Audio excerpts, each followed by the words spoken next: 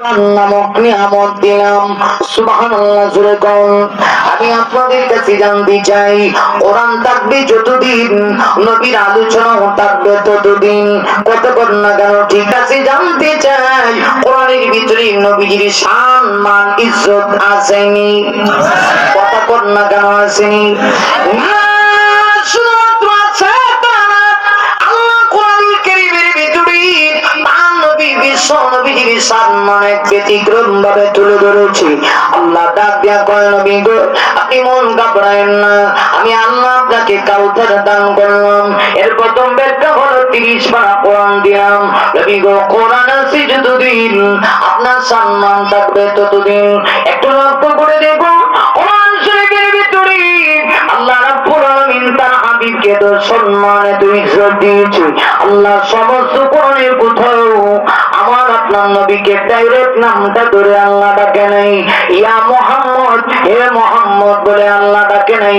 নবী সম্মানে তো বেশি। আল্লাহ কোরআনে বিভিন্ন জায়গায় নবীকে বিভিন্ন ভাবে আল্লাহ সম্বোধন করেছে। আর আমার লক্ষ্য করে দেখুন, আল্লাহ কখনো ইয়া আইয়ুহাল মুদ্দাথির বলেছেন, হে চাদরওয়ালা নবী। কখনো আল্লাহ ইয়া আইয়ুহাল মুজাম্মিল, হে কামলিওয়ালা নবী, এইভাবে করে আল্লাহ সম্বোধন করেছে। ইয়া মুহাম্মদ বলে আল্লাহ ডাকে না। কোরআনুল কারীমের ভিতরে সবচেয়ে যে নবীর ঘটনা কোরআনে বেশি এসেছে, এই নবী হলেন মুসা নবী। মুসা নবীর আলোচনা কোরআনে বেশি, কিন্তু আল্লাহ কোরআনে মুসা নবীকে ইয়া মুসা বলে সম্বোধন করেছে। কিন্তু আপনার ভাই আমার, এটা কোরআন, আপনি দুনিয়া থেকে চলে গেলে আপনার আলোচনাও নেই।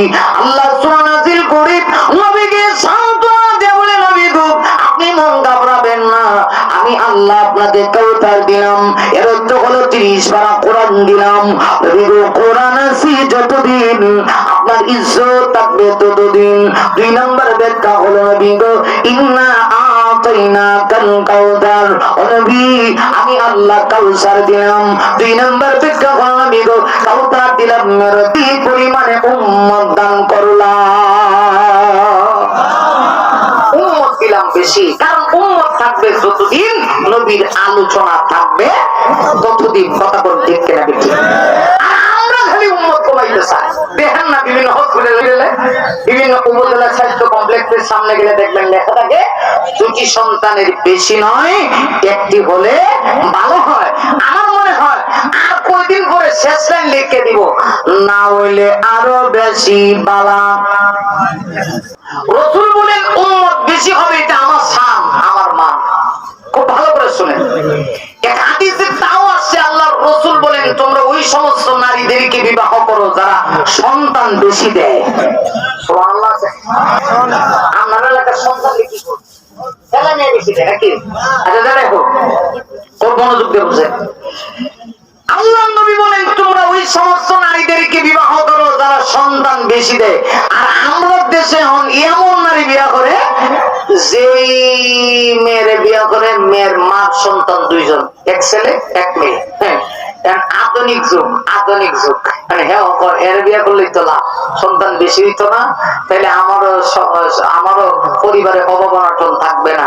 অথচ রাসূল বলেন, এমন নারী বিয়া করো যে আওলাদ বেশি দেয়, কারণ সন্তান বেশি হইলে, উম্মত বেশি হইলে কিয়ামতের দিন আমি অহংকার করব। রাসূল বলেন, আমি গর্ব করব উম্মত নিয়ে হাসরের মাঠে। সুবহানাল্লাহ। আছেনি? নবী বলে ছিলেন উম্মতের পাগল।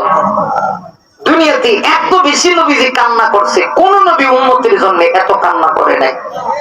সর্বশেষ আবার মনোযোগ সহকারে শুনেন, চোখের পানি ছেড়ে দিবেন, এরপরে আমার ওয়াজটা শেষ হবে। খুব মনোযোগ সহকারে শুনেন আমার ভাইরা, নবীজি উম্মতের জন্য কেমন দেওয়ানা ছিল আপনারা জানেন। আমাদের একজন মা ছিলেন, আম্মা জান হযরতে আয়েশা সিদ্দিকা রাদিয়াল্লাহু আনহা।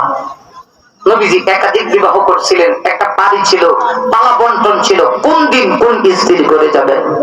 আম্মা জান আয়েশা বলেন, সিরিয়াল ক্রমে একদিন আমার হুজরায় আসার পালা। খুব খেয়াল করবেন, খুব খেয়াল করবেন। আম্মা জান আয়েশা বলেন, এশার নামাজ পড়ে আমি অপেক্ষায় আছি, বিশ্ব নবীজি কখন আসবেন।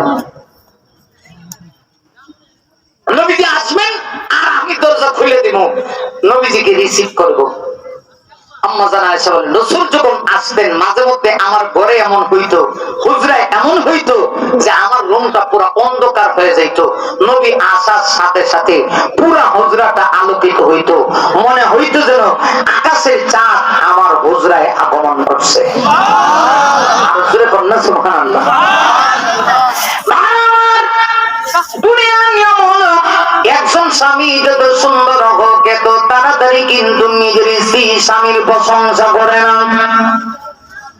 কথা কি বলবে? কথাটি পাশের বাড়ি কোন মধ্যে চুলটা খুব সুন্দর, অথচ হ্যাঁ স্বামী কিন্তু খুব ভালো। আর আপনারাও যে খুব ভালো মানুষ এরকম না, আপনারা আশেপাশের সব বাড়ি ঘরের মহিলার প্রশংসা করলেও নিজের বউয়ের প্রশংসা কোনোদিন করেন না। কথা বল না কেন? ঠিক এই জন্য আমার এক উস্তাদ বলতেন, অসুবিধা হইতেছে আপনারা, আমার এক উস্তাদ বলতেন যে মানুষ তিন জায়গায় দাম হয় না, সারা জীবন মনে রাখবেন। এর মধ্যে এক জায়গা হলো স্ত্রীর কাছে স্বামী যত বড় ব্যক্তি হোক দাম নাই। আমরাও ঘরের কথা, আমরা যে হুজুর আমরাও দাম নাই। কথা কম না কেন? ঠিক কিনা? আমরা যে বক্তা মাঝে মধ্যে বাড়িতে গেলে বউ কয় বক্তাগিরি বাহিরে রাখে স্বামী মেহরবানি করে ঢুকে, কারণ বক্তাগিরি বাহিরে আমার ঘরে বক্তাগিরি চলতো না। এই জন্য হুজুর বলছেন আমার এক উস্তাদ যে মানুষ তিন জায়গায় দাম পায় না, এর মধ্যে এক জায়গা হলো স্বামী তার স্ত্রীর কাছে দাম পায় না। 2 নম্বর জায়গা হলো উস্তাদের কাছে ছাত্রের দাম নাই। আমি যত বড় শিক্ষিত হন, যে উস্তাদের কাছে পড়ছেন তার কাছে গেলে আপনার কিসের দাম? 3 নম্বর হলো নিজের এলাকায় দাম নাই। নিজের গ্রামও দাম আছে। হিসাব কোনার যত বড় আল্লাহর ওলি কোনার যত বড় আলেম বলেন আর যত বড় টাকাওয়ালা পয়সাওয়ালা বলেন, নিজের এলাকায় গেলে আমি রাসূলের প্রতি উত্তরে সালামের জবাব দিলাম, কিন্তু সালামের জবাব দিয়ে দেখি রাসূলের চেহারাটা, আমার স্বামীর চেহারা তো এমন না, আমার স্বামীর চেহারার কাছে আকাশের পূর্ণিমার চাঁদ হার মানায়। সেই নবীর চেহারা এত মলিন, রাসূল শুধু চেহারা মলিন তা না, আম্মা জান আয়েশা বলেন আমি তাকাই দেখি রাসূলের চোখ দিয়ে অঝোর নয়নে পানি পড়তে আছে, top top top top top top করে আমার নবীজির চোখ মোবারক দিয়ে পানি পড়তে আছে। কষ্ট হয় আপনাদের? খারাপ লাগে?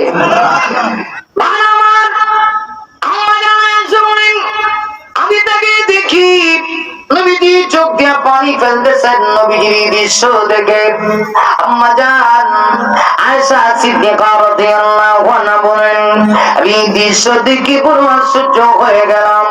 আমি তখন নবীকে জিজ্ঞাসা করলাম ইয়া রাসূলুল্লাহ ইয়া হাবিবাল্লাহ, নবী গো কি হয়েছে, কি হয়েছে? নবী গো মদিনাতে কেউ কি আপনাকে কষ্ট দিয়েছে কিনা? কেন আপনি কান্না করেন? এমন দৃশ্য তো আর কোনদিন দেখি নেই। কেউ কষ্ট দিয়ে থাকলে একটা বার ওই লোকটার নাম আপনি বলুন। আমার বাবা আবু বকর সিদ্দিকের কাছে আমি অভিযোগ দায়ের করব। আমার বাবা নরম হতে পারে কিন্তু এত নরম না, আপনাকে কেউ কষ্ট দিবে কেন? আমার বাবা টাকা দেখবে কেন আপনি কান্না করেন? একটু মেহেরবানি করে আমাকে বলুন। নবীজি তখন চোখের পানি ছেড়ে দিয়া আম্মা জান আয়েশাকে ডাক দিয়ে বলেন আয়েশা গো তুমি জানো আমার উম্মতির জন্য আমি কেমন পাগল। আয়েশা তুমি জানো আমি উম্মতির জন্য রাতের বেলা তাহাজ্জুদের নামাজে চোখের পানি ছেড়ে দিয়ে কান্না করি। আয়েশা আজকে একটা ঘটনা হয়েছে, আমার আল্লাহ আমার উম্মতির ব্যাপারে এমন একটা ফয়সালা করেছে, সেই ফয়সালার উপরে আমি পরিপূর্ণ সন্তুষ্টি হতে পারি নাই। আয়েশা এই জন্য আজকে আমি কান্না করি। আম্মা জান আয়েশা বলেন নবী গো কেমনে আপনার কান্না বন্ধ করব? নবীজি ডাক দিয়ে বলেন আয়েশা তুমি কি আমার কান্না বন্ধ করতে চাও? রাসূল তখন হুজরা শরীফে ঢুকে নবী ডাক দিয়ে বলেন আয়েশা একটা কাজ করো, হুজরা শরীফের দরজাটা শক্ত করে লাগাও। আম্মা জান আয়েশা বলেন আমি মুহূর্তের ভিতরে হুজরা শরীফের দরজা লাগাইলাম। নবীজির এই মুহূর্তে হুজরা শরীফের দরজা লাগাইছি। রাসূল তখন ডাক দিয়ে বলেন আয়েশা রে এই মুহূর্তে আমি আমার কুদরতি মাওলার কুদরতি পায় আমি সাজদায় উঠে পড়ব, সাজদায় উঠে পড়ে উম্মতির জন্য আমি কান্না শুরু করব। আয়েশা আমার বিশ্বাস আমি যদি সিজদায় উঠে পড়ে উম্মতির জন্য কান্না করি অবশ্যই আমার আল্লাহ আমার কথা শুনবে উম্মতির জন্য এমন এক ফয়সালা করবে যেই ফয়সালার উপরে আমি নবী সন্তুষ্ট হয়ে যাব। আয়েশা সিদ্দিকা বলেন নবী গো তাই বুঝি? হ্যাঁ। রাসূল বলেন আমি সিজদায় উঠে পড়ি, সাবধান তুমি কিন্তু দরজা খুলে দিও না। আয়েশা আমি যে মুহূর্তে সিজদায় উঠে পড়বো আমার কান্নার খবর যখন মদিনাতে চলে যাবে তোমার বাবা আবু বকর আসতে পারে, সাবধান আবু বকরকে দরজা খুলে দিও না। উমর আসতে পারে, উমরকে দরজা খুলে দিও না। হযরত আলী আসতে পারে, আলীকে দরজা খুলে দিও না। যতক্ষণ আমার উম্মতের সন্তুষ্ট মূলক ফয়সালা না হবে। আম্মা জানেন বলেন আমি সেই মুহূর্তে হুজুর শরীফের দরজাটা লাগায় দিলাম। নবীজি মুহূর্তের ভিতরেই সিজদায় উঠে পড়ে কান্না শুরু করলেন। আম্মা জানেন বলেন নবীজি এমন ভাবে কান্না শুরু করেছে নবীর কান্নার কারণে হুজুর শরীফের ভিতরে চোখের পানি গড়ে পড়তেছে। পুরা মদিনার ভিতরে কান্না নুন পড়ে গেছে। মদিনাতে যেন একটা কিয়ামত চালু হয়ে গেছে। আবু বকর সিদ্দিক নবীজির কান্নার খবর শুনে নরম সাহাবী একটা দম মারছে। আবু বকর সিদ্দিক হুজুর শরীফের দরজা লাগানো। ভাইরান আবু বকর সিদ্দিক হুজুর শরীফের সামনে দাঁড়ায় সালাম দে আর ডাক দেয়া কয় নবী গো কি হয়েছে গো নবী? ও আল্লাহর নবী একটু সালাম গ্রহণ করুন।